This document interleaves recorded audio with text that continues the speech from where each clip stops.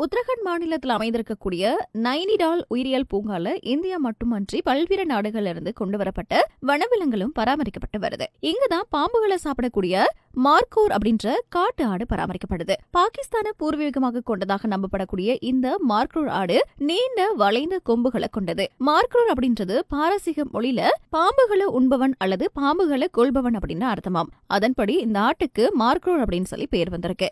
இந்த ஆடு தன்னுடைய நீண்ட வளைந்த கொம்புகளை பயன்படுத்தியும் காலாலையும் பாம்புகளை கொன்று அதை சாப்பிடக்கூடியது அப்படின்னு சொல்லி பாகிஸ்தான் உள்ளூர் நாட்டுப்புற கதைகள் சொல்லுது. ஆனா அதற்கான ஆதாரங்கள் எதுவுமே இல்லை அப்படின்னு சொல்லப்படுது. இருந்தாலுமே இந்த ஆடுகள் இருக்கக்கூடிய இடங்களை பாம்புகளை காண முடியறதில்ல அப்படின்னு சொல்லி பாகிஸ்தான் மக்கள் சொல்றாங்க. கடந்த 2014ஆம் ஆண்டு டார்ஜிலிங் உயிரியல் பூங்கால இருந்து ஒரு ஜோடி மார்க்ரூர் ஆடுகள் உத்தரகண்ட் நைனிடாவில் இருக்கக்கூடிய உயிரியல் பூங்காக்கு கொண்டு வரப்பட்ட நிலையில ஒரு சில மாதங்களிலேயே பெண் மார்க்ரூர் ஆடு உயிரிழந்துட்டதா சொல்லப்படுது. அதுக்கப்புறம் டார்ஜிலிங் உயிரியல் பூங்கால இருந்து மேலும் ஒரு ஆண் ஆடு கொண்டு வரப்பட்டு இப்போ 2 மார்க்ரூர் ஆடுகள் பராமரிக்கப்பட்டு வருது. பாகிஸ்தான், ஆப்கானிஸ்தான் மற்றும் இந்தியாவினுடைய உயரமான இமயமலை பகுதிகளில் காணப்படக்கூடிய இந்த மார்க்ரூர் ஆடுகள் ஐக்கிய நாடுகள் சபையினுடைய கருத்தின்படி அச்சுறுத்தலுக்கு உட்பட்டதா வகைப்படுத்தப்பட்டிருக்கு. அதனால சிவப்பு பட்டியல வைக்கப்பட்டிருக்கக்கூடிய இந்த மார்க்ரூர் இன ஆடுகளை வேட்டையாடுறது சட்டப்படி குற்றமாக சொல்லப்படுது. ஆனா இதனுடைய நீண்ட வளைந்த கொம்புகளுக்காகவே வேட்டையாடப்படுறதாகவும் சொல்லப்படுது. மேலும் காலநிலை மாற்றம் போன்றவற்றின் காரணமாகவும்